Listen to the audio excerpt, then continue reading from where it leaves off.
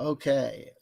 So the magic machine tells me that I'm live. So hopefully I am live without delay and without any audio risque. Hopefully I'm coming through loud and clear with no audio glitchateria. This is going to be either a bright idea that will prove to be wonderful or fantastic. Thank you, elephant in the room, confirming. Thank you. Or, gee, what was I thinking? Um, RPG mashup. Look. These are two RPG systems that are not complicated in their mechanics. So what I'm attempting to do really not rocket science. Micro-Chapbook RPG is a role-playing game system, a simple dungeon crawling mechanical system. I don't know why I called it that. I can say that I am very familiar with. It has become kind of the centerpiece or focus of my channel. I've kind of decided to make it the focus of my channel because I think focus helps. I'm hoping that focus helps. I think it does. I think it will. And it has helped me. I mean, I think, the point of, having a great starting place with as a solo role player, having a great home base system, like a Swiss Army knife, having a central toolbox, a home base, a home place of operations, makes it easy to branch off from. If you have no central starting point, if you have no North Star from which to navigate from, it's easier to get lost amongst the options, to become untethered. But if you start from a home base and say, here's where I'm starting from, and I'll think of other systems and other things as add-ons and attachments to here, then I think things, at least for me, becomes a little bit easier to work within that framework. And we say hello to the second player in the room. We say hello to Rugged Source. Rugged Source, welcome to the stream. Silver medal to thee. Elephant in the room, forgot to mention gold medal onto thee for thy participation in the live chat. So Micro-Chapbook RPG, a gaming system that I am very familiar with. MICRO-BORG, a game that I am far less familiar with. MICRO-BORG, a game that made a smash impact on the gaming scene. Some would say for all the wrong reasons. Some would say because it looks like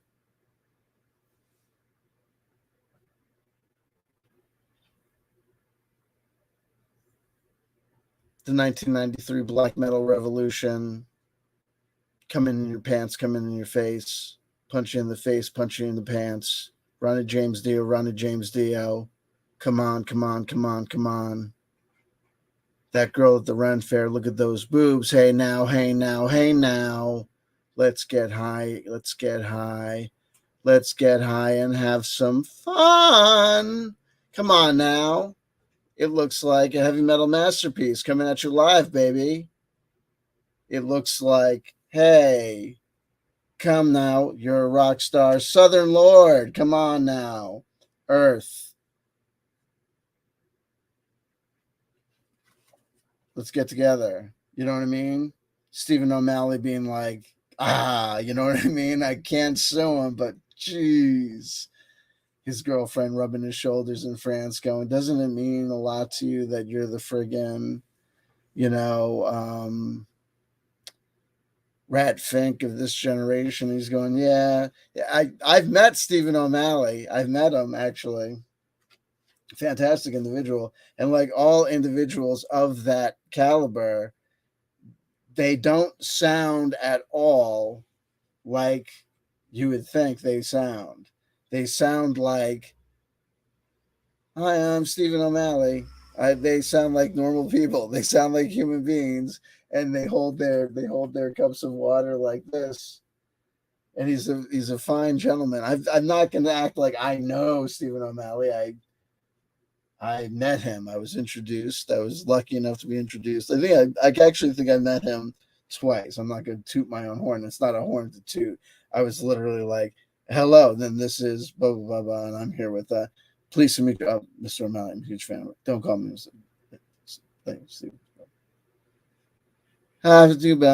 Stephen O'Malley. That's it. Sounded exactly like he sounded like on What's in My Bag with Stephen O'Malley. He sounded like Joe Dude. You know what I mean? Fantastic artist. However menacing his music sounds like, and however that viral video of the two dudes punching each other, they survived the impact on each other because it was two fucking pothead smoke, hitting each other.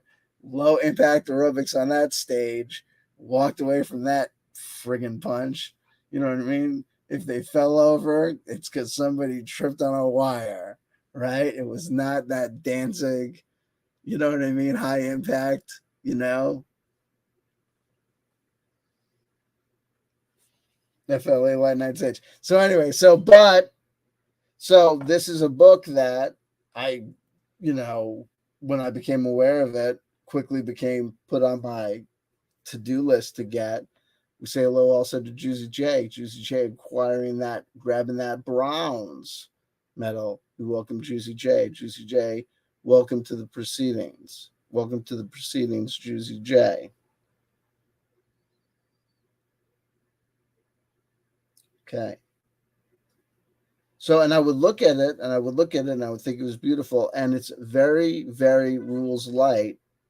But unlike Micro Chapbook RPG, which is rules light but set up in a very simple way, like a board game, designed to really take you through and explain to you what's going on. MICRO-BORG is part of this, what's been called for want of a better term, the old school revolution. It's like old school D&D, really designed to be a cooperative storytelling, narrative experience, more so than a rules numbers resolution between between a referee or DM or dungeon master, whatever you want to call it, and players. A cooperative experience.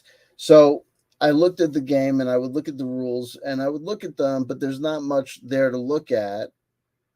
So I would look at the rules, I would look at the art, I would go through it, I'd look at the character creation models and modalities, and I would look at it with interest, but I wouldn't really carry it through to the point of actually sitting down and going through character creation.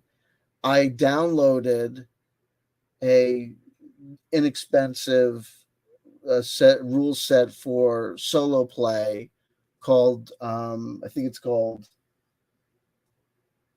Solitary Defilement or something, but I didn't play it. But what I came up with is the concept of this, is that basically, if you understand anything about Micro Chapbook RPG, and if you're a fan of my channel, even if you're a fan of my old channels or just came over here to watch my RPG content just as a fan of me, you've by osmosis absorbed enough knowledge about Micro Chapbook RPG to understand this, is that basically it's a set of, it's got all the components of a dungeon crawl role-playing game experience in it, from character creation to item acquisition to dungeon generation to monster population of that dungeon to final boss resolution. So when I've been thinking about it lately, when I think oftentimes about micro-chapbook RPG, I often think about how to hybridize it or how to use it as a framework to solo play some of the older systems from my youth that I'm interested in going back to and solo playing, obviously. And some of it obviously comes down to how to just shoehorn some of those old systems and old dynamics and just old narrative frameworks and IPs, intellectual properties, into the simplified framework of micro-chapbook RPG. And some of it might just be an issue of, look, we just might be taking the dungeon crawl. It just might be an issue of taking the dungeon crawling and monster stocking and item stocking and treasure table stocking aspects of micro-chapbook RPG and using that as a framework against which to run the mechanics of another system. I'm not a game designer. I'm barely a player. I'm a lifetime fan of role-playing games. In my youth was my primary activity and experience as a role-playing game player in the traditional sense. Based on those formative few years as a traditional role-playing game player with other people at a table, here's the role-playing game master, referee, dungeon master, game master, as we play Robotech, as we play Teenage Mutant Ninja Turtles and other strangeness, as we play Dungeons and Dragons, right? Based on those few formative years, I've then become a lifetime fan of that culture and that hobby, and then continued to collect books, and would have a board of experiences of trying to get other teams and other players together, but just continue to just basically follow the culture and follow the hobby and follow the IPs and just continue to follow the systems that I grew up on or just knew about.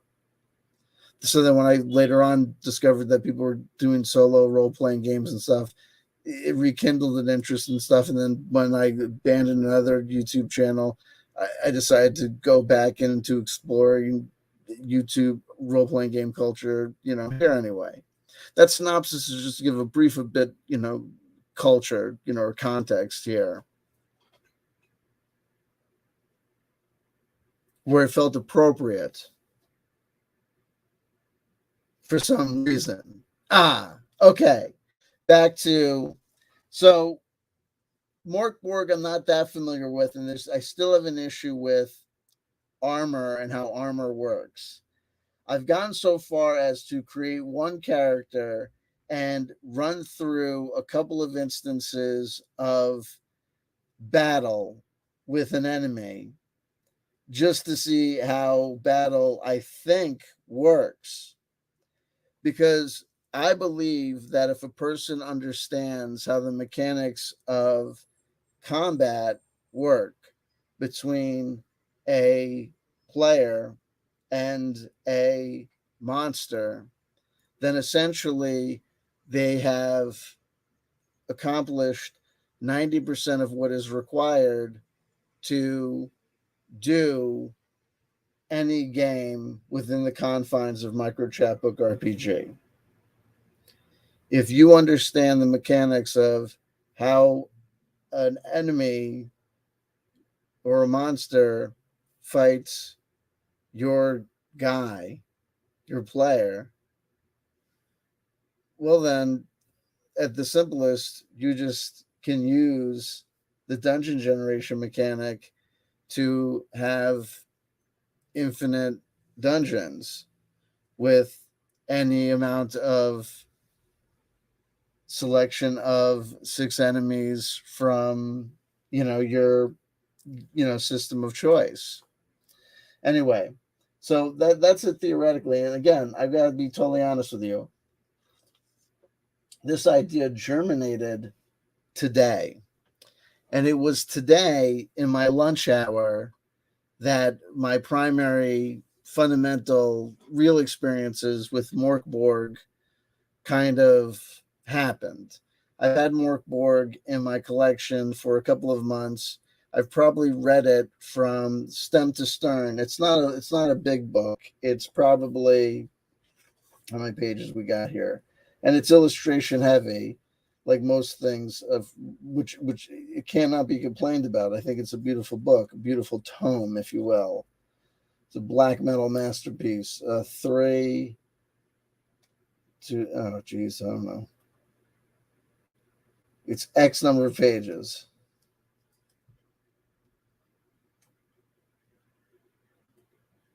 $71. Like a little bit more, because this number runs to 71. So I don't know, like with an index and with an adventure, I don't know, like 71, 75 pages. So it's not that much. So I think I've gone through it maybe like 2 or 3 times, but I've never gone to the point of actually going through, running through, generating a character, and going through and actually looking at and going through the mechanics of play. So here we are in the Halloween season, and I've been playing a ton of MICRO-Chapbook RPG. My adventures with the MICRO-Chapbook RPG Monster Mash continue, having continued fun with the where do I have it? I thought I pulled them outside. Oh no. Oh no. With the awesome monster modifications available in Madame Mortica's Monstrosities, or whatever it's called. I generated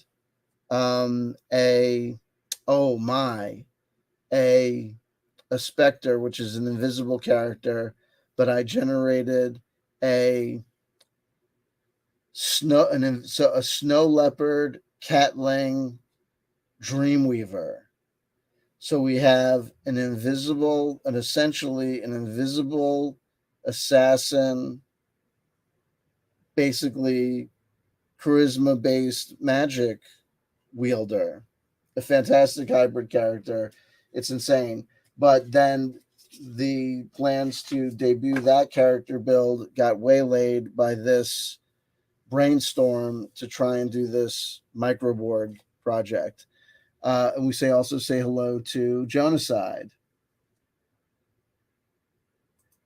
Rugged Source says, need a whiteboard or something so you can show us what you're talking about with some visuals. Nah, we probably do, but just because we need it doesn't mean that's going to happen, nor does it mean that I care. Also, you have to bear in mind that if people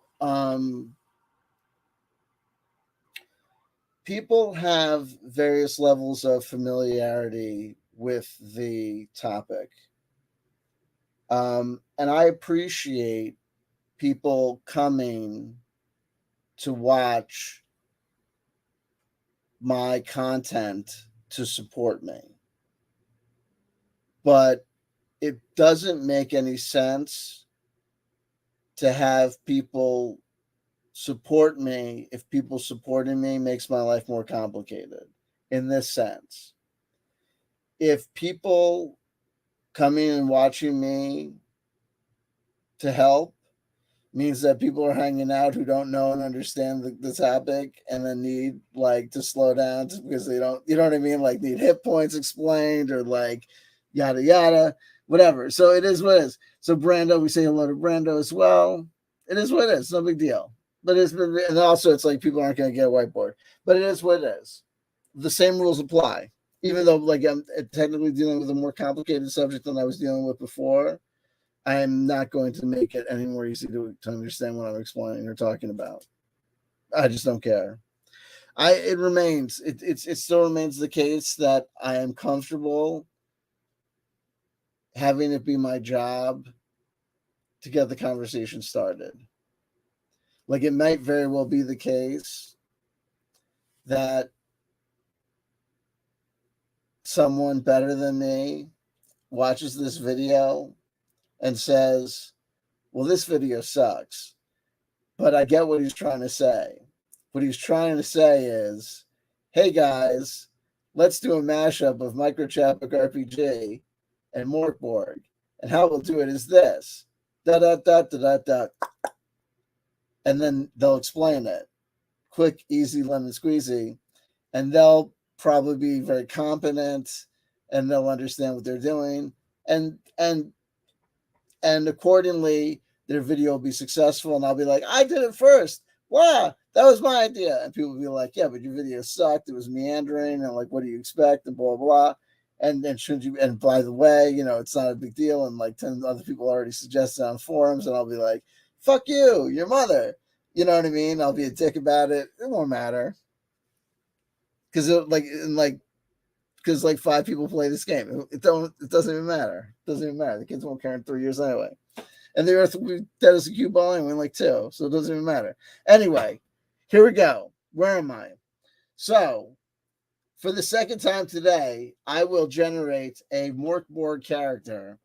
And I will show you, or attempt to show you, that in short order, we can take a pre-existing copy of an early edition of MICRO-BORG RPG.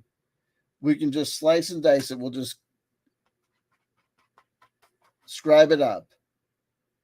All we're going to do is I might just take scissors and we're just going to cut out the room types.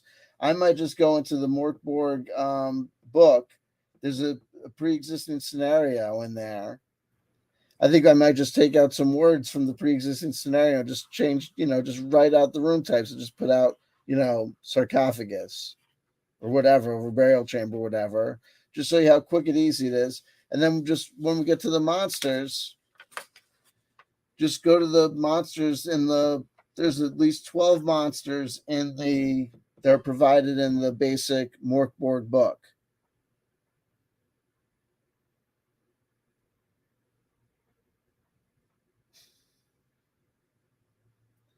So we got more than enough. Now, of course, they won't be, balanced correctly. Now, there's a couple of different ways we could do it. There's a couple of different ways that we could approach the question of how to mash up MICRO-BORG and how to play MICRO-BORG in MICRO-BORG RPG. The simplest way that we could do it is we could take an old issue of MICRO-BORG RPG, like Crypt of the Damned. We could take MICRO-BORG and we could go to the melee weapons and ranged weapons, and we can change them out for the melee weapons, the selection of melee weapons and ranged weapons that exist in MICRO-BORG, and likewise do so for armor and items, and likewise do so for the room type and doorways for the flavor text, and likewise do so for our favorite enemies as they exist in the MICRO-BORG Master Core Rulebook or in the Ferritory. Easy peasy lemon squeezy. That's one way to do MICRO-BORG in MICRO-BORG RPG. Just do an instance of it in MICRO-BORG RPG. Just cast it in MICRO-BORG RPG. I was going to do it some other ways. It's like you could just do it. There's other ways that we could do it as well as we've been going down the path with it. But as I was speaking it out, like I said, this is an idea I just had started thinking about today.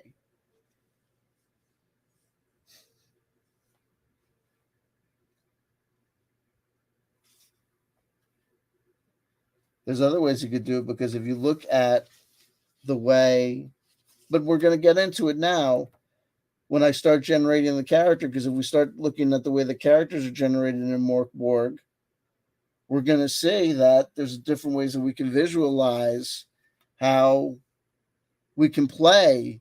I think pretty traditionally, we can play MICRO-BORG pretty close to the bone within the confines of MICRO-BORG RPG.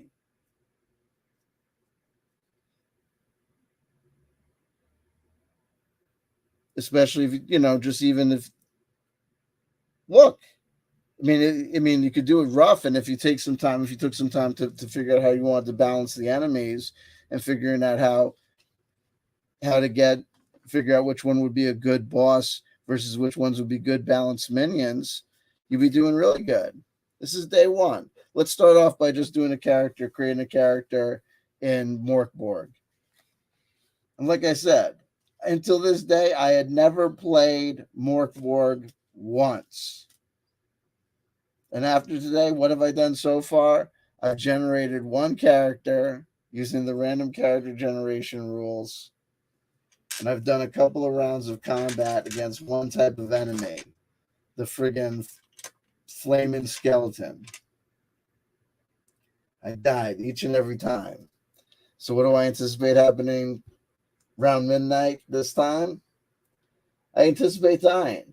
I anticipate getting through no rooms of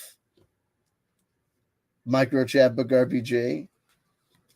I've made some what I think are handy indexes. I've got the combat rules for MICRO-BORG, which are very simple.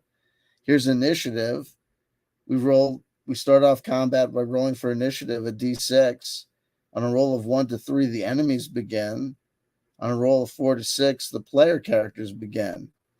So individual agility is d6. All combat is resolved on basically a d20 roll. We're trying to reach a roll of 12 or above, subject to these modifiers with these different abilities: strength, presence, or agility.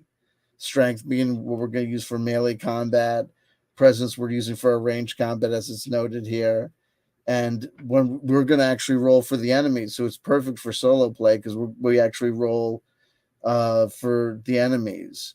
We try and do the resistance test for hitting that target of 12 or above. For the agility, if we miss our target, the enemy scores against us. So basically, we could just roll this and generate our enemy encounters just like we do in MICRO-Chapter RPG. You know what I mean? Generate our rooms, then generate our enemies. We just need to, create a table for 6 enemies from MICRO-BORG. Now, I don't think we're going to have to worry about much after generating the enemies, because I think after we generate enemy number 1, roll for it, and have that first battle, we're going to die. But let's see how far we go. Also, there's exactly 12 creatures in the main rule book, so we can have a simple, easy time of populating our first list of enemies, because we could literally roll a d12 to populate our first table and just let the boss battle, the final boss, be randomly determined. Even if the final boss turns out to be a cream puff and the level 1 enemy turns out to be the friggin'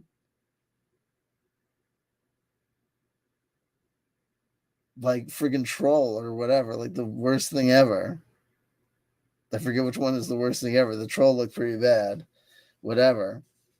So we'll figure it out, and we'll like I said, the armor looked confusing to me a little bit, and the way the armor tier ticked off, the armor gets worse under certain conditions. But we'll try it out. Let's try it out. Let's see what happens. Let's see how badly I screw it up. Oh, and that's the other thing about MICRO-BORG. We'll see, it gets worse over time, but we'll see. I'm only worried about the combat at this point. I'm not worried about the more complicated overarching effects of how it we're supposed to count down to the apocalypse and MICRO-BORG and all that shit. Anyway, we'll figure it out. So the first thing we're going to do is we're going to get a character sheet out here from MICRO-BORG. The metal continues.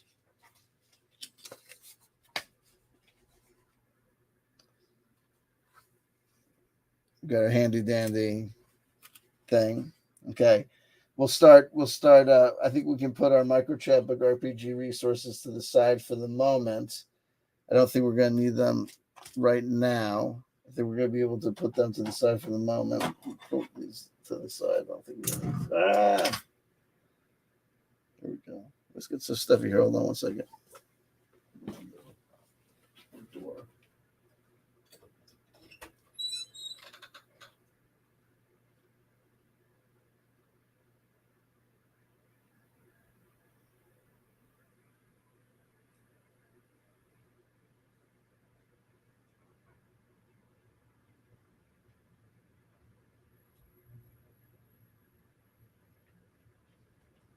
Sorry about that.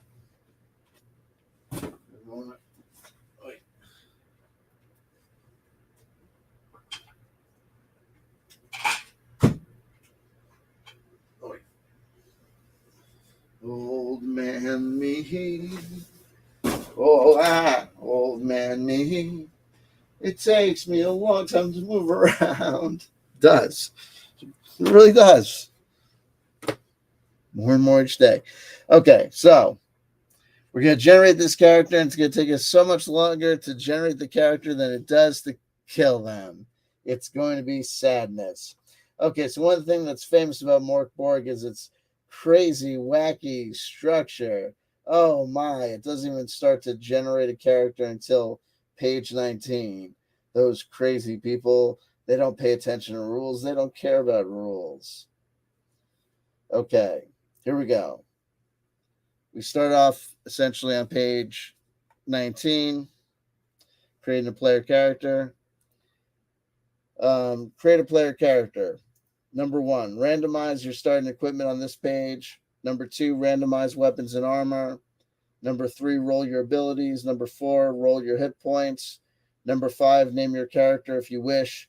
It will not save you. Optional rules, start by choosing or randomizing a class, yada, yada. We'll just do this random thing because it's just much, much quicker, and it doesn't matter because we're going to die. Okay, so the first thing we do when we start to randomize equipment is that the first page presents us with 3 random tables, 1 D6 table and 2 D12 tables to generate initial equipment. So I guess our first bevy of initial equipment. So our first D6 roll is a 6, which gets us a donkey. All right. Donkey show. Do. I know that's good because it gets us, we can donkey, not bad, or one of the above of your choice. So we could take a donkey or we could take any of the things that are above. We can keep the donkey, or we could take or any of the above, including nothing. We could be crazy and take nothing. We could take the backpack for 7 normal-sized items, a sack for 10 normal-sized items, a small wagon or 1 item above of your choice, or the donkey. I got to take the donkey because that could be a steed, right? We can ride the donkey. They don't really tell you shit like it could be a steed or anything like that, but that's the thing about this game. In its old school flair.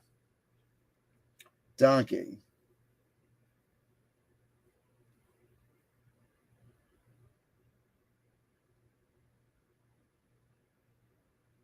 Probably name that guy.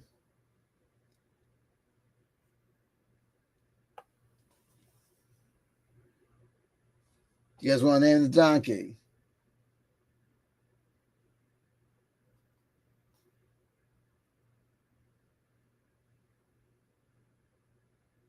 You guys want to take name the donkey?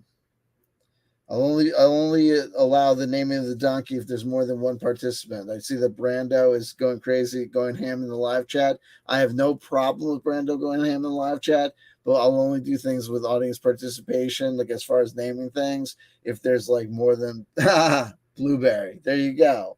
That's a good name for the donkey. That's a good name for the donkey. Juicy J throws in Spyro. We got Blueberry, we got Spyro. We got contenders. There you go. As people are thinking about the name, I'll roll on the D12. I'm picking up the wrong dice here. Let me get my handy dandy D12. Where's the D12? Use this D12. Next D12, we're going to roll, and we got an 8. And that gets us metal file and lockpicks. All right.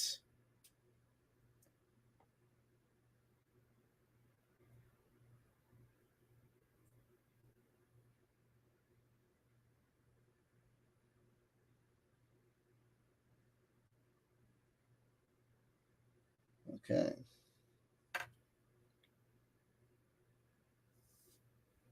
And we got one final D12 roll on this page. Gives us a 3. Small but vicious dog. All right. D6 plus 2 hit points. Bite D4, that's its damage, only obeys you. All right. So I'm like friggin' Dr. Doolittle here, which means we can use both these names. So now we can name the donkey and we can name the dog. Small but vicious dog.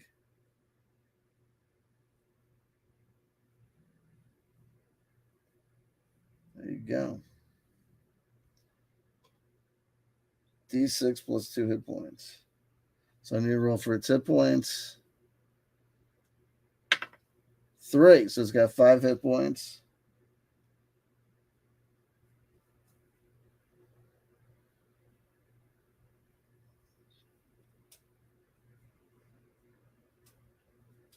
Bite is D4 damage. Okay. Nice. Nice. Things are shaping up. Things are shaping up better than the last guy. Okay. Now, because we didn't get a scroll, if we rolled for and gotten a scroll, which would given us magic abilities, scrolls are what magic comes from in MICRO-BORG, we would have gotten a different die to roll weapons with, but we were going to roll with a D10 for our weapon. So I grab a D10. Blueberry's still looking like the name for the donkey I'm liking. We got a donkey to name, we got a dog to name, just reminding everybody. And we got an 8. Oh, that's good. The higher the score, the better the weapon. Looks like we're gonna get a good weapon here. Oh shit. It depends. It depends. We roll for the weapon before we roll for our abilities. So if we get crap presents, it won't matter. Oh, actually, okay, here we go. What is it? 8. We got the flail. We rolled an 8, so we grabbed the flail, baby. The flail. Hells to the yeah. Well, it all depends on our strength. I think that would depend on our strength score. Our weapon is the flail. Get it up.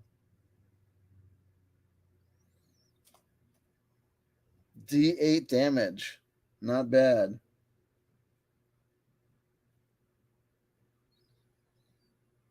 Well, it depends. I say that, but D8. But that goes to show you we want to go to play this in whatchamacallit in MICRO-CHAPBOOK.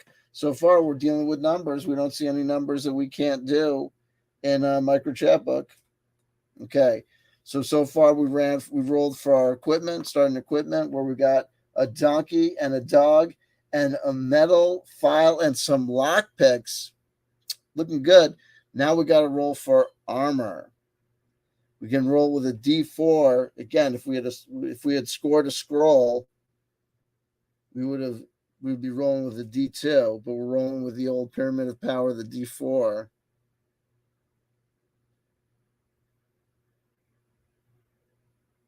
And again, the armor is what confuses me with its tiers, the way the tiers work. So we'll figure that out. 1. Yo. Well, I guess the gods blessed me in a way, because if armor confuses me, it's a situation I don't have to worry about, because I got none. I got no armor. Do. Well, okay then. I got no armor. I got no armor to hold me down, to protect my ass, to keep me from getting hit by monsters. Well, that would be cool. Well, I guess, oh, gee.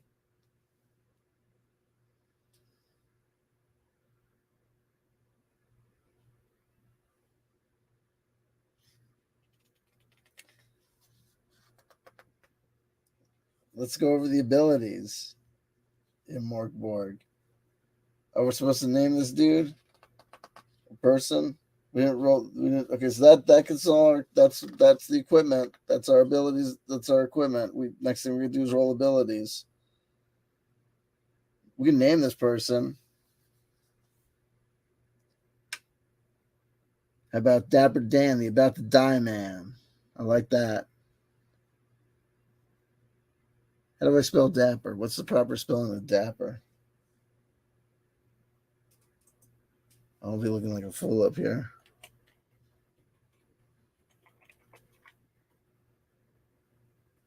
Dapper. There you go.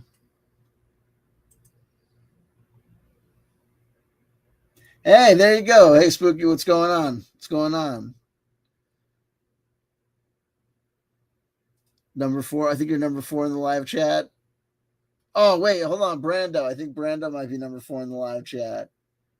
So you maybe should have luck. D.A. Dapper Dan, the about to die man. Description. See above. All right. Class, none. Okay. All right. Abilities. Agility. Defend, balance, swim, flee. Presence. Perceive, aim, charm, wield powers. Strength. Crush, lift, strike, grapple. Toughness. Resist poison, cold, heat, survive, falling. Okay, here's how we're going to generate them. Roll 3d6 and using the table on the right to generate each ability score from -3 to +3.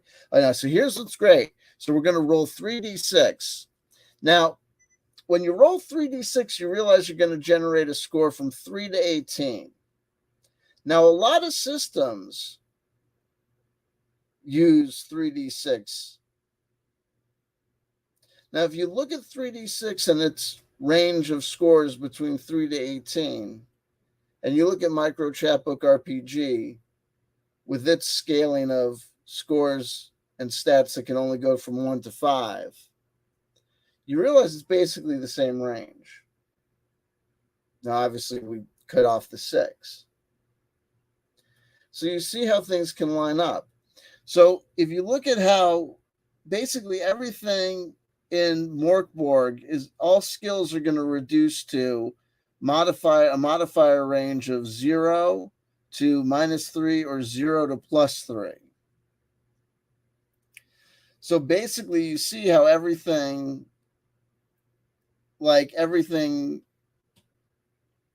scales to plus or minus around the same thing. So everything, translates, I think pretty much can translate over perfectly. Because whatever character we have, I think we can show, I can, let's just generate the character and then I think we could show how, I don't know if we could figure out the stats like perfectly, but I think you could basically, I don't think it matters because we just need the characters fighting the same characters. But I think we could do the stats even if we wanted to, because agility. Well, I don't. But obviously we know what presence would just be dexterity and strength is strength. So whatever. Here we go. Anyway, how do we do this? And then there's player characters not created with the optional classes skin. There's a more complicated rule. Fuck that rule. We need more complicated, like we need a hole in the head, right? 3d6. I need 3d6. I got 3d6. We're going to do them right in a row. They got them on the page. Strength, agility, presence, toughness. So that's how we're going to do it. What's our strength? Come on, baby. We have no... Oh, come on. We got a 6, a 2, and a 1. So 6, 7, 8, 9 for our strength, which gives us a 0 because they don't care about what the baseline number is. The sum is not used in the game once the character is created, only the table value. They only care about the modifier. They don't care about the underlying number. They only care about where the modifier skews to. They don't care about what you roll for. They only care about what the ending skew is, how it's going to affect the difficulty rating on the challenge roll. If you don't play these games and don't know what that shit means, I feel you.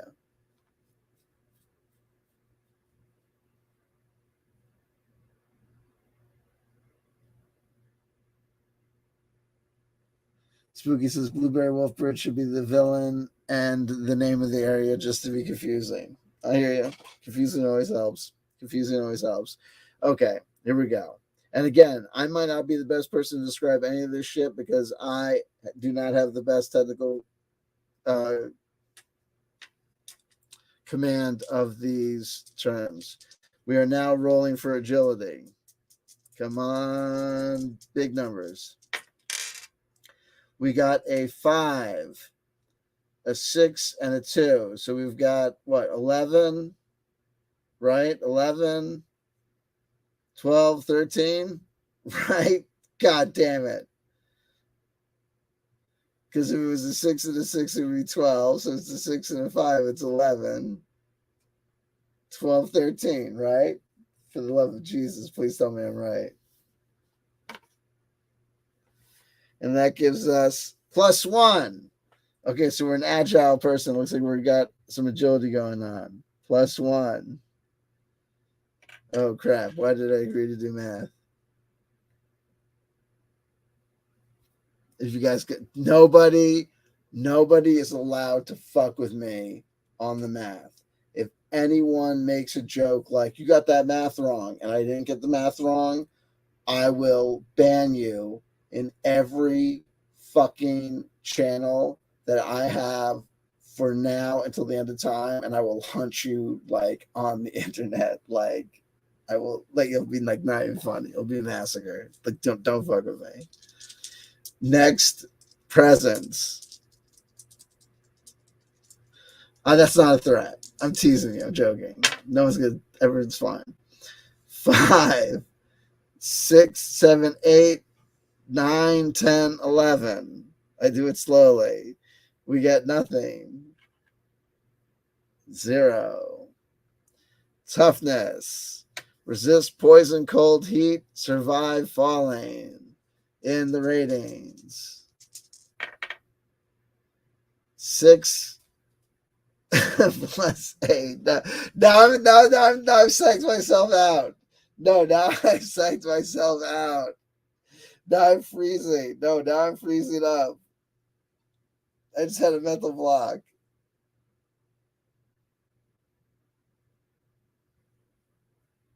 I just had a mental block. I did that to myself. +1. Okay, so we got, okay, good. So we're tough and we're agile. Okay, that's not bad. So we got better numbers than we got before. And we start off with some omens. I have no idea what these fucking omens are supposed to do. So we like trade them in for like good luck charms for like, carrying capacity is this our strength +8. Our strength is 0, so our carrying capacity is 8. Oh, strength +8. But all I'm really carrying is the metal files because I'm assuming the dog is carrying itself, and I also have my flail. That's it. Okay.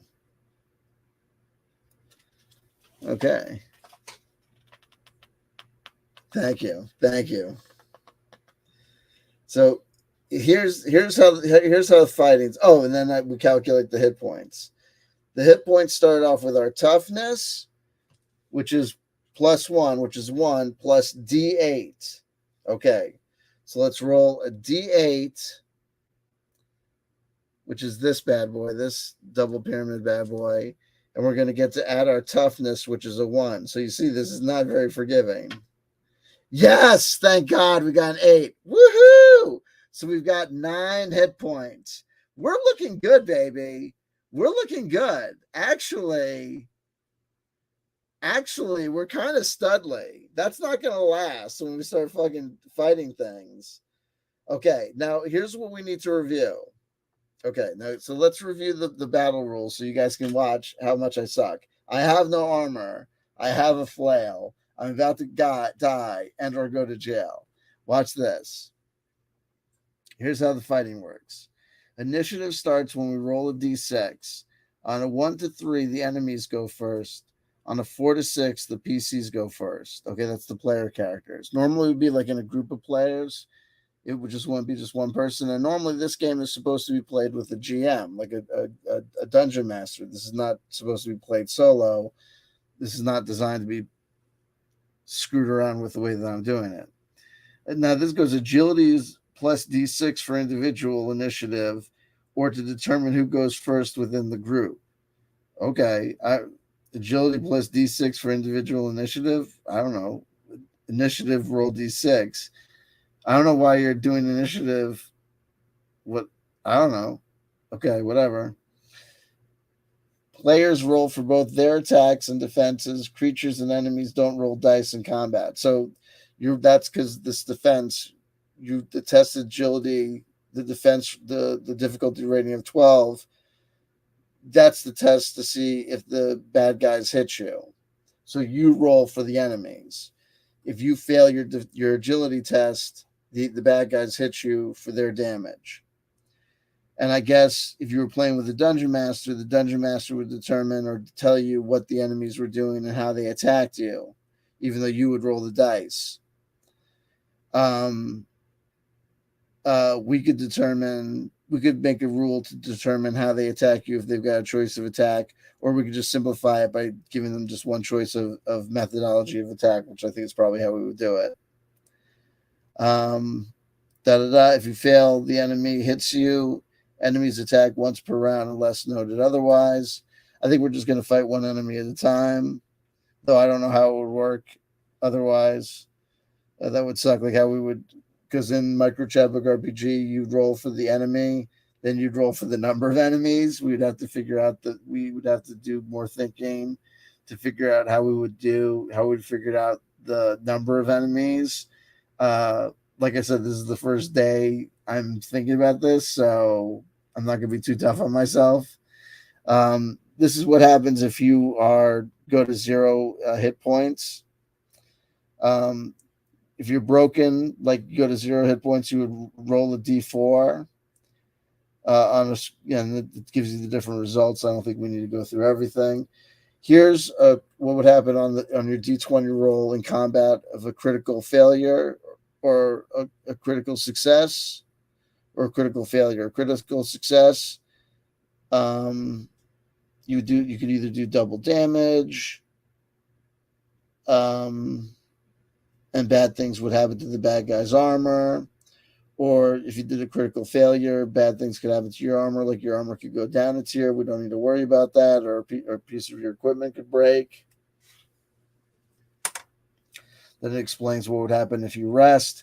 We wouldn't have to worry about that because that would be all stuff that would happen outside of our dungeon, which is not something we'd have to worry about today in our level of play today. Saying we don't have to worry about leveling up, which is something that we wouldn't have to worry about today. We don't have any scrolls or haven't found any scrolls, so we don't have to worry about that.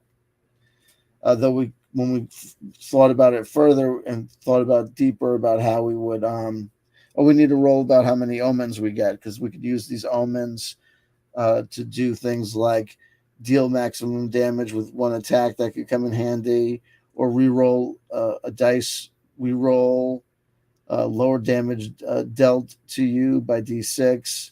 So we get to start with D2 omens. So that D2 is a roll of D6. Ones, odds are ones, evens are 2. Odds, we get 1 omen. I believe that's how it works. We have additional tables here that we could roll for if we want to fill out more character backstory. But as a solo RPG, we could use these. To generate more flavor for our dungeons, or we could use these to. I don't know. Maybe it's possible to use these in some other way. I'd have to take more time to look at it. Troubling Tales. This is a backstories that we could use. Let's roll on one of these. This is a good table, though, I find. Let's roll this one. Troubling Tales, backstory ones. 6. Escaped cult member, terrified and paranoid. Other cultists are everywhere. You can't lie. I rolled a 6. Escaped cult member, terrified and paranoid. Other cultists are everywhere. Do do do do do do do do. Again, as we say hello to Tim Frey in the live chat. Escaped cult member, terrified and paranoid. Other cultists are everywhere. Do do do do do do do. I don't know, but I feel like, oh, don't know. Maybe we have to. I don't know, but I've been told.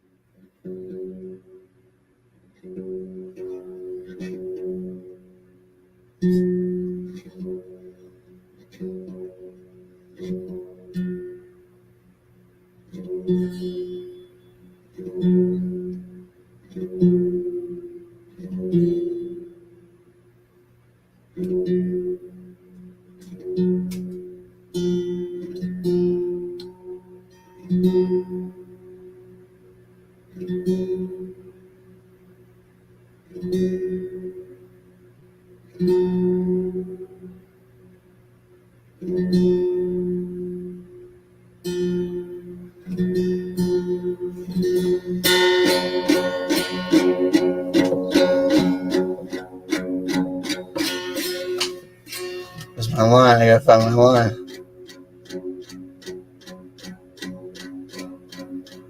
I escaped.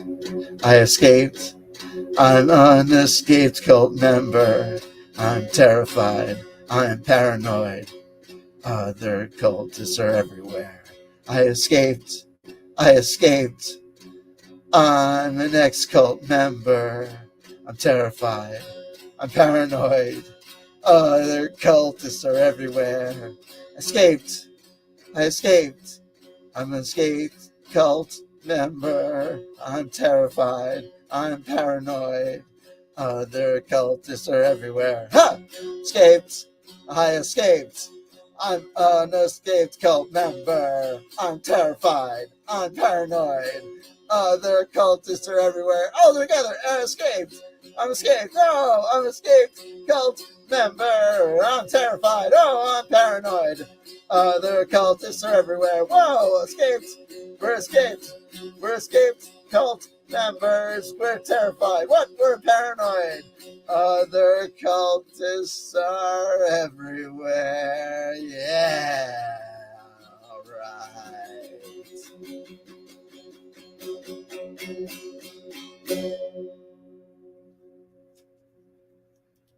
Is it dinner and a show? Dinner and a show. Well, someone will be out there.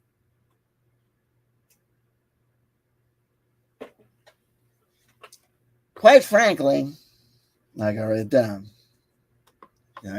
down. Excuse me.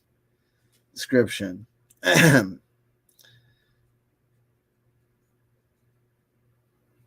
do I spell escaped? Escaped cult member.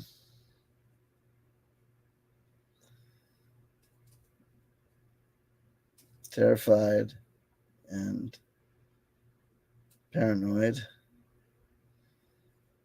Other cultists are everywhere. And someone will be like, you could just do this not live and you could just cut away and do. And I'm not going to do that. I'm like, oh, that would save you time. That would save you guys time, audience members, and I don't care about saving you time. Seeing Walter Bosley and JP Farrell learn tabletop RPG from the next chant there. Here we go. We're doing it live. Okay. So, I think at that point,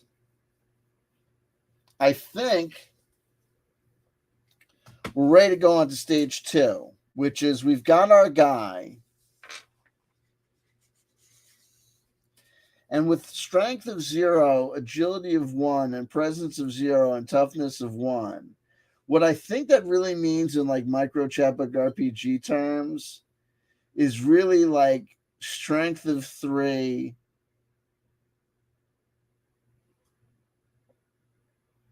dexterity of 4,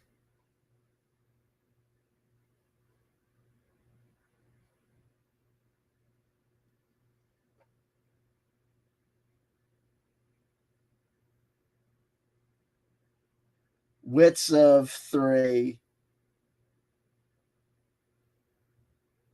and charisma of 4, in a manner of speaking. I really think that that's honestly like a pretty good like translation of it.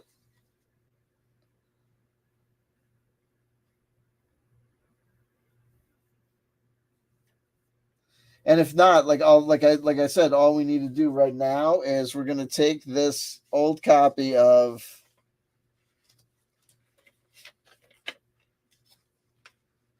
Crypt of the Damned, and I literally have a thumb drive that is just old copies of MICRO-BORG RPG. So this is not like sacrilege. This will be fine. I do this all the time. Nobody panic. Because we just need to take the quick and convenient tables in a quick and convenient way.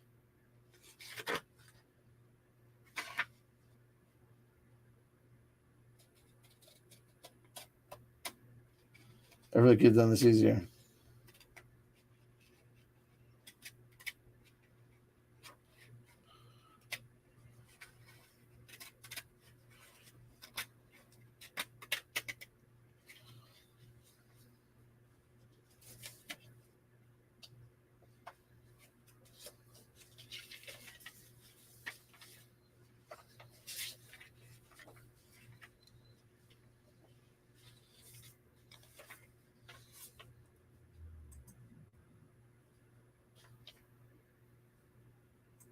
That's what she said.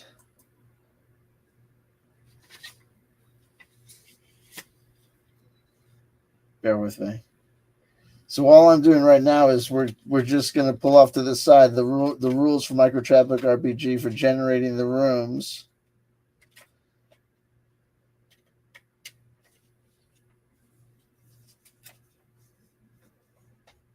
And doorways, and the rules for generating the monsters. Then once we populate the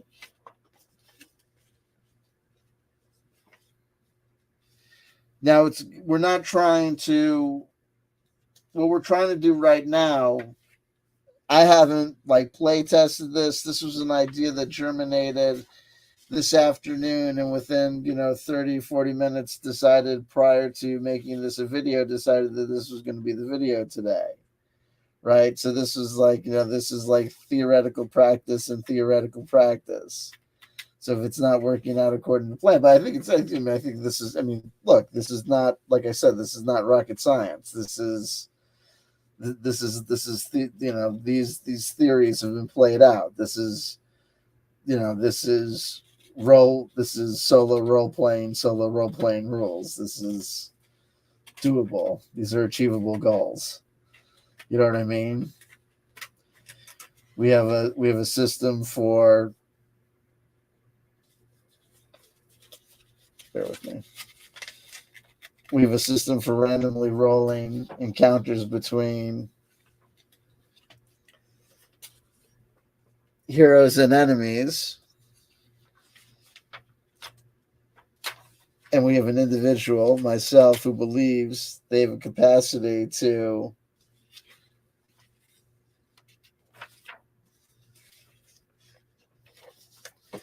execute those rules for those encounters. So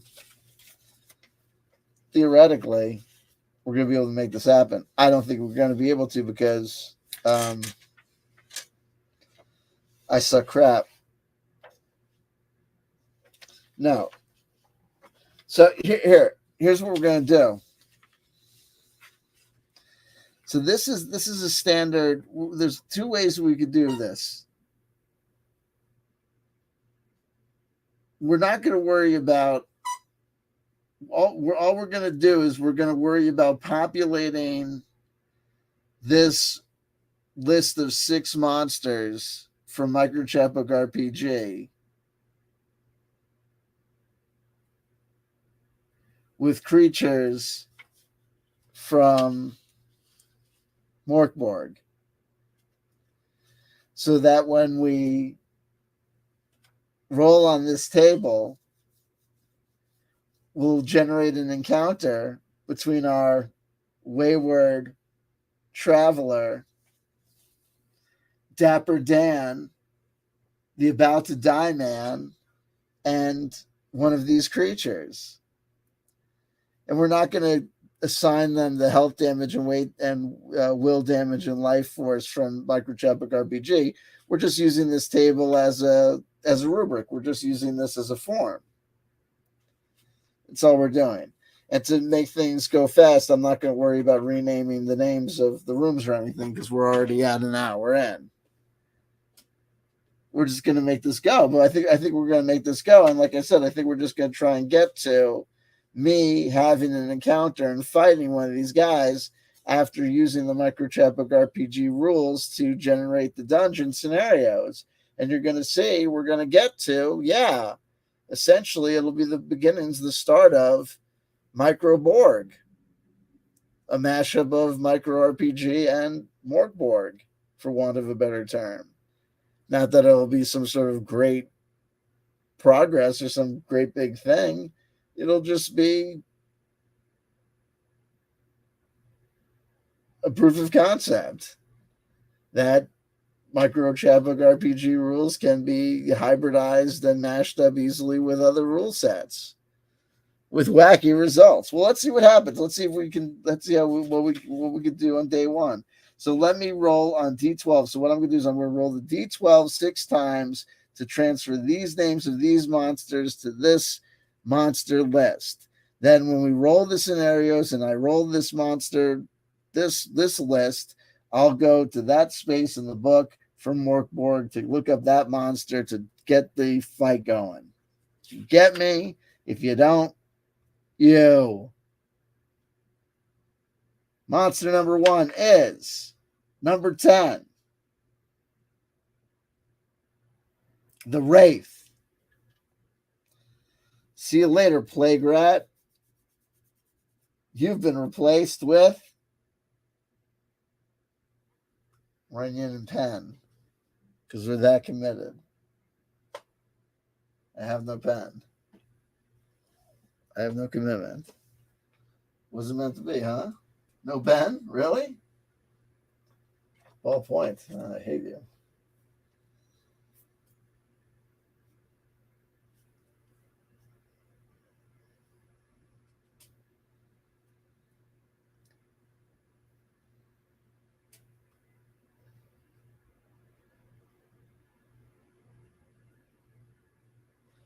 I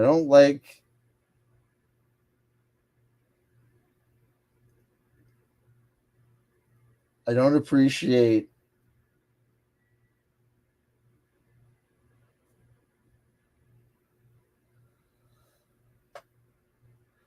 random off-topic questions. There's no point in asking me about it. I don't mean to be abrupt or brusque, but I do mean to say it's very common practice for people to ask people, are you familiar with this? Are you familiar with that?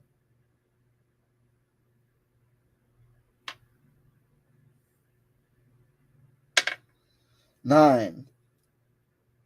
Oh, I have to take them off the list once I do them. 9. Wickhead Knife Wielder.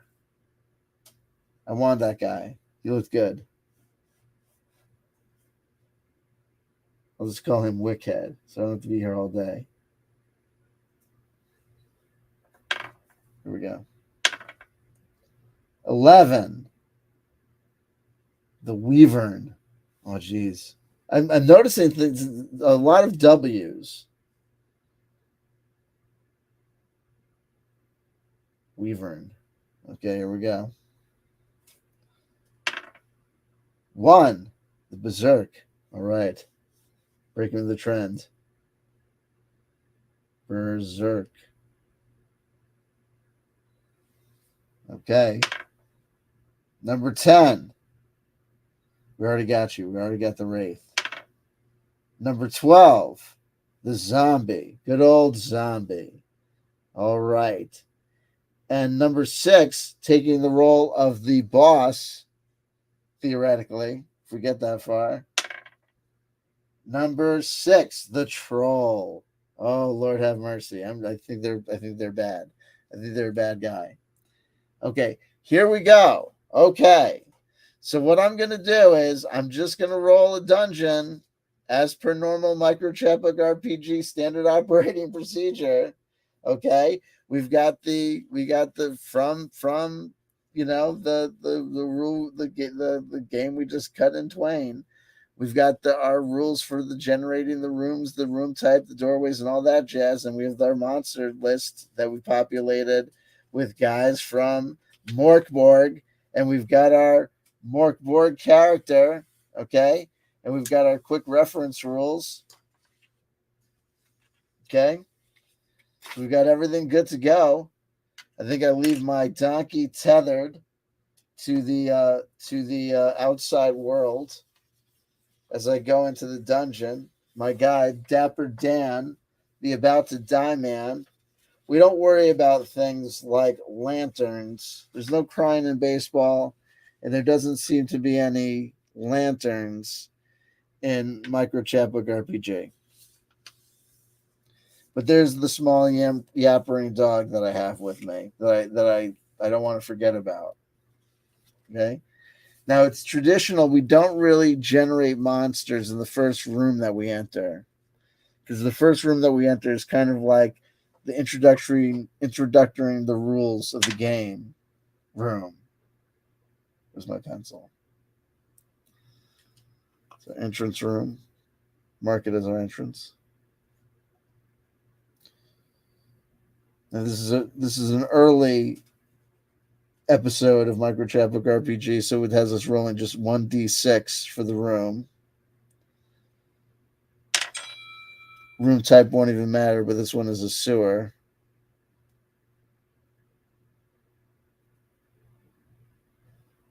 W plus to dexterity rolls, but that's not going to matter because we don't even worry about that. We don't even need to worry about the room types because we're not playing according to MICRO-BORG RPG rules. The plus to dexterity rolls and that stuff is not going to matter to us at all. So we're not going to worry about rolling for room types. Actually, so if we wanted to, we might as well do our first monster encounter here.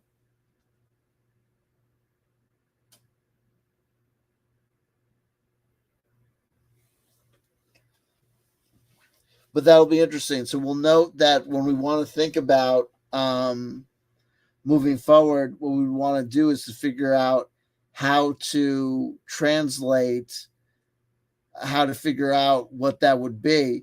Oh, actually, what that would be is it would be a modifier to, if that is a plus to dexterity rolls, that would be a plus to presence rolls, or plus to agility rolls, or minus to agility rolls, because it would be a penalty. Because MICRO-BORG RPG is a roll under system, so it's adding a penalty. So if it's adding plus to dexterity rolls, this one, because it's a rollover system, you want to do it as a minus to add as suckage. I think that's something we'd have to think about, but I think that's how it would work if we want to go that far. I think maybe we want to go that far. Well, do we want to go that far? Is that right?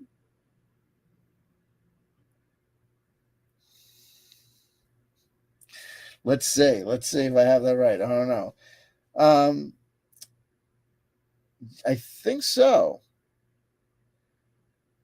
because it's a +1 to dexterity rolls. That's a penalty in a roll under system. So if I want to do a penalty to a roll over system, it's subtracting. Yeah, so it would be -1 to agility. Okay, and I'd start off. Okay, so yeah, so it'd be -1 to agility in this room. If I roll for monsters here, fuck it, let's roll for monsters in the first room. Let me roll for the number of doors.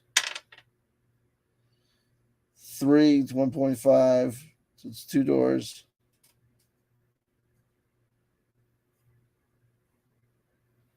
Okay, what's the type of monsters? 4. Here we go. It's the Berserk.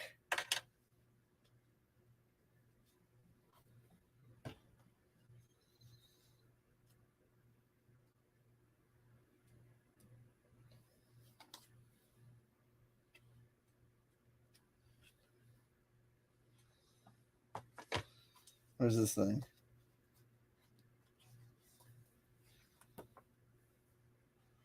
Of course, it's not in any sort of alphabetical order. Why would you do that?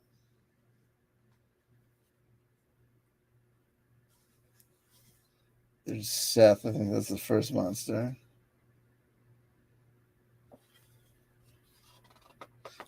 Is that it? Is it the Zakuma?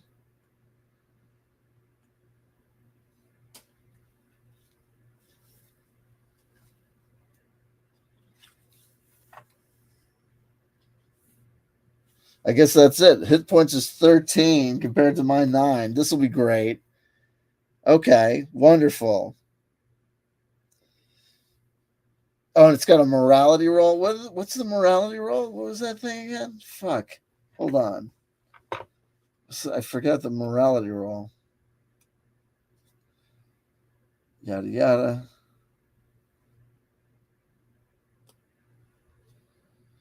Morale. Most enemies will not fight to the last drop of blood. Roll for morale. If the leader is killed, half the group is eliminated. A single enemy has only 1/3 of its HP left. If you roll greater than the creature's morale value with 2d6, it is demoralized. What? Single. Okay. So if the single enemy has only 1/3 of its HP left, so if we get this berserk down to, oh crap.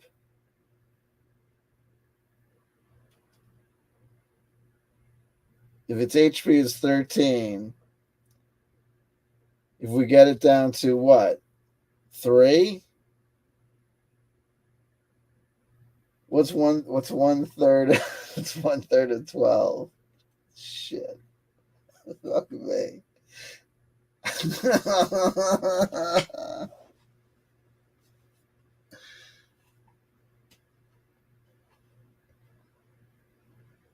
Is it 4?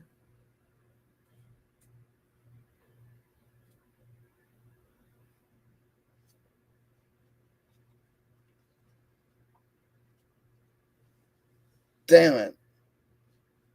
So if I get him down to 4 HP, then you could do a morale check. If you roll greater than the creature's morale value with 2d6, it is demoralized. Roll d6 to see if the enemy is 1 to 3 flees or 4 to 6 surrenders. Well, I don't want to surrender. What if he surrenders? Was he come with me? Fuck, I want him to come with me. 1/3 of 12 is indeed 4. I got there eventually. Fuck me. I'm not doing any more math. I'm not doing any morale tests. Well, this is this guy.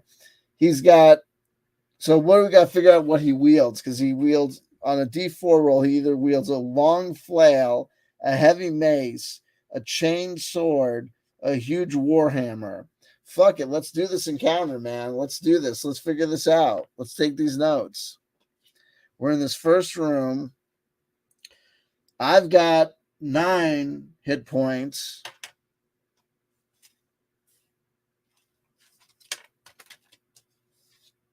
Here's an easy way to do this.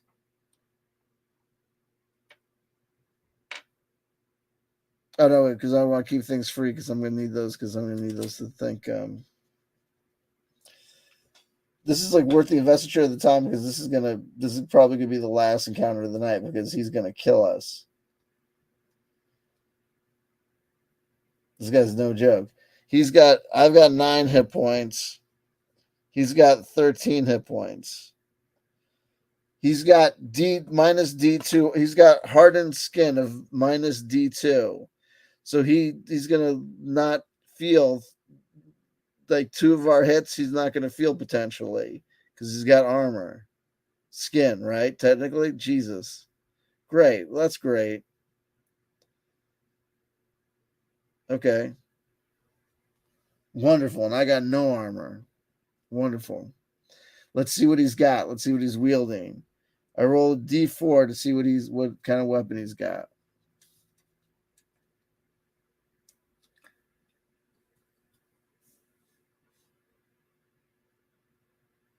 Ooh.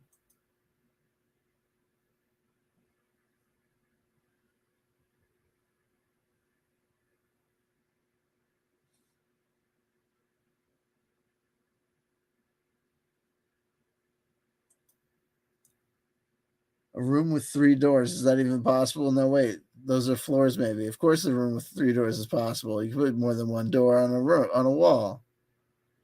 You've never seen a room with a wall with more than one door on it? You can. Here we go. He's got, let's see, roll this D4. Bam, 1. He's got a long flail. Oh, man, it's flail versus flail. He's got a flail. I got a flail. Long flail. D8. Oh, man. Okay. Special. Attacks twice per round, but doesn't have time for defense. DR10 to hit them. Oh, okay. So it's DR10 to hit them. So it's easier to hit them. Instead of a DR defense, like a difficulty rating of 12 to hit them, it's a difficulty rating of 10 to hit them. So it's easier to hit them, but he's still going to be the difficulty rating of 12 for him to hit me, I believe. Yeah, I would think. Okay, let's see how this goes. So I think the first thing we have to do is roll for initiative. And the thing I have to remember about this room is it's +1 on. Am I playing with fire to do that? Which means that, oh, God. Should I ignore those modifiers now? I'm going to ignore those modifiers now. That's crazy. Let's ignore those modifiers now. 1. He begins. So we'll begin with the defense with rolling agility. So I'm trying to, with a difficulty rating of 12, because I'm trying to defend. Oh no, wait! I have to figure out my starting agility because it's my agility. It's my agility plus D6. So I scored a 6, and my agility is 1. So that's 7. So I think my agility is 7 for this encounter. I think that's how it works.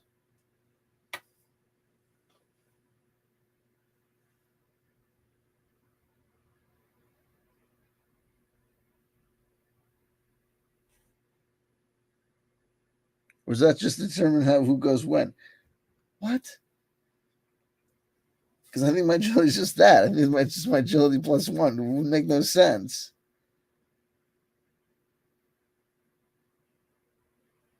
Unless you want to make that my agility. I have no problem with that being my agility. My agility is +7.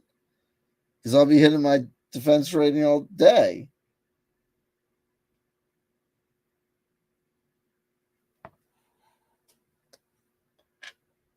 That I don't understand. Well, okay.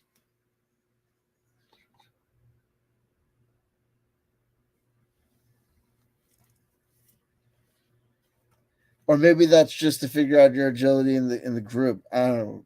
Doesn't really matter. Okay, so I'll just go do it straight as agility, as the agility score.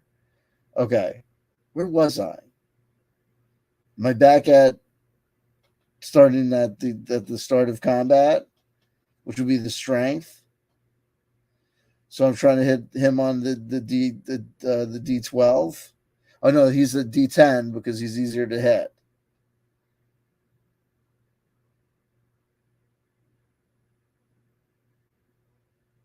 I think this is how it works. 11. So I indeed hit him. And I've got a D8 flail.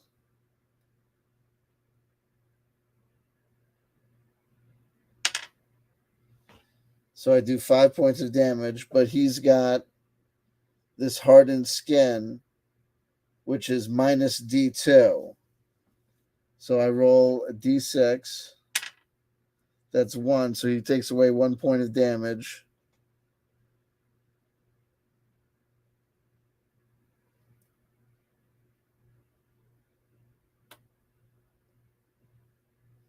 So he only gets 4, right?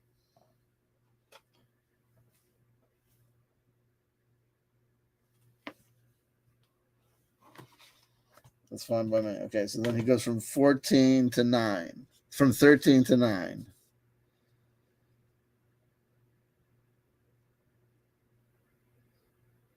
I think I'm following these numbers correctly. I get confused easily. So if you catch me doing something, okay. But so far, so good. Because I hit him and he didn't hit me. We're on an equal playing field here. But this is the first enemy. Okay, this is the first enemy. If I survive this encounter, you know what I'm literally doing? I'm taking his corpse, I'm getting the fuck out of Dodge, and I'm selling it for money. Honestly. I'm just trying to beat this one guy. Just trying to beat this one guy. So that was the strength. The feat of strength. I have no ranged weapon. So the next thing would be for him to try and... But he attacks twice per round. So he's going to try and attack me. And he's going to try and attack me twice per round. Okay. So he's going to attack me. And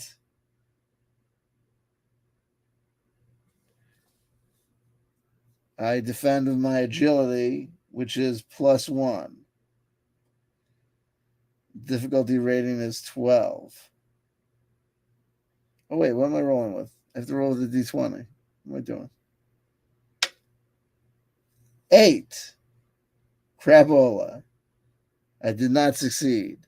So he hits me with his D8 flail. Oh, Lord. 1. Oh, thank God. I go from 9 to 8. Yeesh. That sucks. Okay. I think I'm doing this correctly. Then I think it would go back to me to hit him again. So I'm on my D20 and I'm trying to... I think I'm trying to hit him again. I get a 15 and my target was 12. I'm trying to get 12 or above. That's a hit. And it was less than that. It was 10 to hit him. So I hit him. And I've got a D8 flail. So I take my flail and I hit him. And I get a 6. Okay. He's got that hardened skin for D2 reduction, I think. So I did 1. So 5. So he goes from 9 to 4. Okay. Oh shit. So I'm double the health points of him. I'm double the health points of him. But he's got a D8 flail, so he hits me once, I could die. Right? That's it. But that's the thing about old school role-playing games. That's the thing about these old school games, is that they're truthful presentations of this medieval combat, right? Fuck yeah, you fight a fucking troll? You fight a fucking berserker? Average everyday schmo? There's no fucking guarantee you're fucking walking out of there alive or going on to three more of those guys that they're fucking Swiss cheese butter or whatever. No. Walking out of there, exasperated, down an eye, collapsed lung. What happened? I killed the troll. I killed him. You think you live? Maybe, maybe, maybe. You know? Holy shit. Well,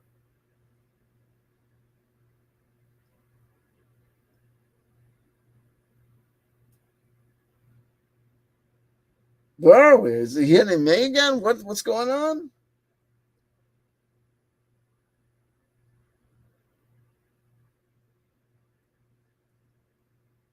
It's a defense initiative. I forget where I am. I stopped for an anecdote with you guys. Honestly, I don't remember.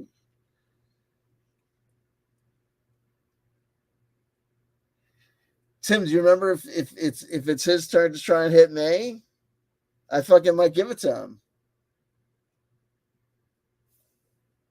Or did he just did he just miss me? Or did I just hit him? Can't remember where we are. It gets dangerous. It gets dicey. You forget. Gotta be careful. Damn it. Beginning of second round, that's what we're doing. That's it. That we're going. We're doing it live. That's it. Beginning of second round. So I'm trying to hit him. Fuck it. And I miss. Living your life to the luck of the draw. His. Juicy J says his. Then it was his. Then he missed me. Then he missed me. No, we're giving it to him. We're gonna give him a reroll. It's for him. And he misses. Fair is fair. He misses. No. If that was him, that was me rolling for him, then I missed my defense. No, it's 10, 11. I missed my defense. He hit me.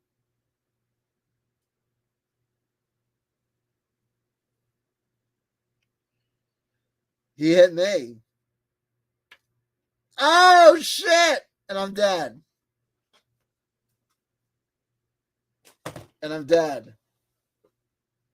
Room number one. Home skillet. But I think I'm doing the combat correctly. Someone who knows how to play MICRO-BORG could come by and be like, "You're doing it wrong." But if I'm doing it correctly, then that's how savage it would be. But that's how savage it is with the MICRO-BORG RPG dudes as well. So I'd have to do it a couple more times to try and figure out how we would do the translations. But if I do it a couple more times, we would get a better, I think, going back, looking through the bestiary, we might have a better idea of getting a better balance of lower enemies to populate the dungeon with. Like, because the berserker has 13 hit points. Like, we might need to get some. Like, we got a zombie here with 7 hit points. we might need to get some lower level guys. You know what I mean?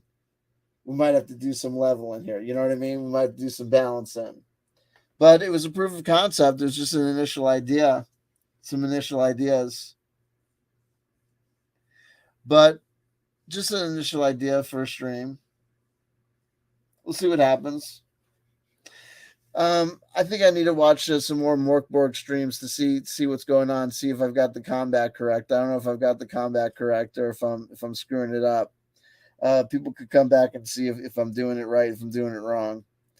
But I think I got a handle on it. I think I'm doing it right. Who knows? Thank you. Just said it was good. I'm glad you enjoyed. I'm glad you enjoyed. People, if I'm doing it right, if I'm doing it wrong, let me know in the comment section below. And like, comment, subscribe, all that good stuff. And I'm CW Chanter. I'm Cable Guy Incognito. I'm your private dancer. I'm all those things. I'm anything you want me to be. I'm an experimenter. I'm a player. I'm a character. I'm flighty. You know, I'm what she said. A card from the Zombie Tarot before we go. And I broke the seal on the Halloween Oracle. The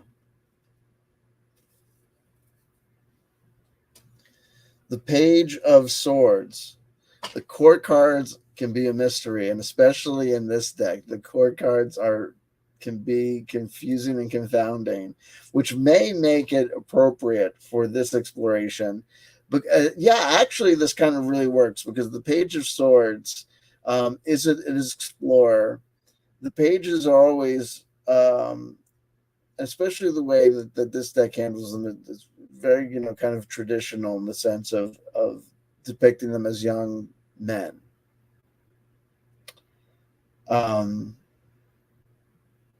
So the swords is a suit of the intellect, of the mind. So this is a young person of the mind. So much like us, trying new things, tinkering with new ideas, exploring new possibilities, opening up new doorways of exploration. But cautiously. We see this person has got their hatchet in hand and they're peering through the door cautiously. They're going to be wary and warning us that we should be wary too. Not every exploration bears sweet fruit, and sometimes it can bear bitter fruit. So we need to measure twice and cut once, and remember the wisdom of the adage and the reasoning behind the wisdom of the adage of measuring twice and cutting once. Remember why we think ahead. Just because you're paranoid doesn't mean they're not after you. Right? There might be a reason to be in the Zombie Preparation Society, even if zombies aren't real. Boy Scout motto, be prepared.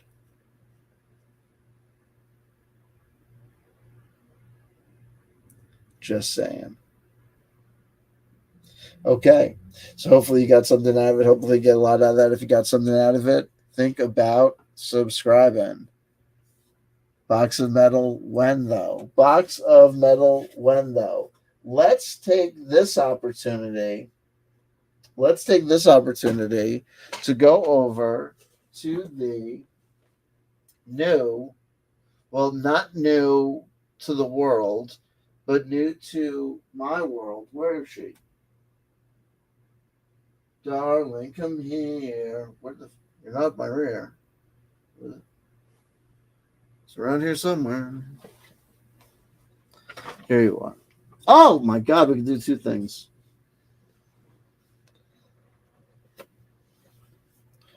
We've got the Halloween Oracle that I've had in my collection since last Halloween season.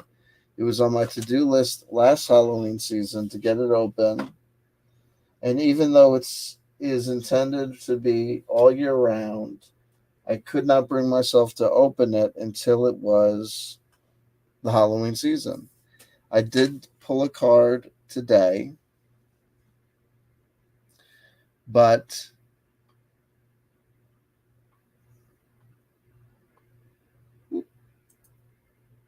let's ask it this question. Box of metal, when though?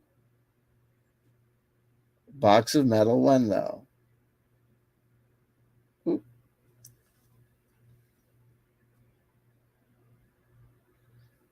Scrying, initiation. What is the meaning behind this card? I'm not familiar with the Halloween Oracle. So we put it to the question, the box of metal. This is a reference to, if you look in the description box below, I'm getting better about putting links to my other YouTube channels, though I didn't put the link to what's considered my main YouTube channel, CW Chanter. But there is a link to I Am the One Who Works Here Now, my alternative YouTube channel, I guess. And on there, I had for last Halloween season, I did the box of goth, where I got this old box of all my old goth magazines. And we talked about how I have a similar box of all my old heavy metal magazines from growing up. And we've been talking since then about doing the box of metal, where I go through that box. And people have been clamoring for it since that season, but we haven't done it yet. So we've been asking the question, when? So now we put it to the Halloween Oracle, when? And we've gotten this card, scrying. Intuition, not initiation, intuition. Soften your eyes, begin the trance. Whole worlds are opened, begin the dance. Scrying is the divination technique of seeing unconscious images, or images from the divine or supernatural appear upon or within a surface. People scry onto a crystal ball, a black mirror, water, even the surface of ice. It is a very ancient technique and one traditionally enacted on Samhain, Halloween. The keys to effective scrying are being as relaxed as possible, minimizing possible distractions, softening your gaze, and allowing. The enemy of effective scrying is distraction, both from inside and out. Turn off the phone, electric lights anywhere where you can see them, any music, and if you are scrying outdoors, take the time to settle into the environment and listen to all the noises so that your mind will not need to break your focus later. It is also vitally important to settle the mind as much as you can. If you regularly meditate, you may wish to use those techniques, or otherwise you can simply shut your eyes and focus on slowing your breath. This is usually very effective. If you have a specific question for the scrying medium, state it up front. The box of metal, when though? Then, once you feel relaxed, turn your focus inwards. Imagine pulling your energy within you, and then focus on the third eye point, the chakra point on the center of the forehead, just above the eyebrows, and imagine opening it. Then gaze in a soft, unfocused way at your scrying surface and simply allow the images to form and observe what presents itself to you. Do not engage your rational mind. This is about receiving, not thinking. Should you pull the scrying card, I suggest you try it for starters. It also indicates that you may wish to develop your intuition further and not rely solely on the logical part of your mind for all the answers. True wisdom takes a balance of logic and imagination and intuition for true wisdom.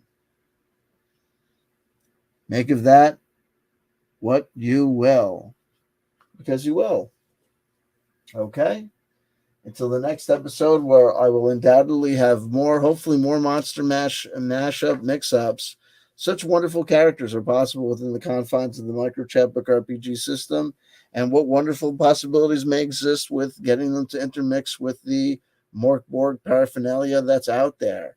We might find ways to get the MICRO-BORG character set or creature set mixing in with our micro-chapbook RPG universe. I think the sky's the limit, and I look forward to seeing what might happen next. Okay. Have fun, everybody, and thank you so much for everyone who participated and hung out. And again, Grateful Dead rules apply. If any part of this video seems particularly interesting and you want to cut it out and clip it out and use it, feel free to do so. Okay, have a wonderful day.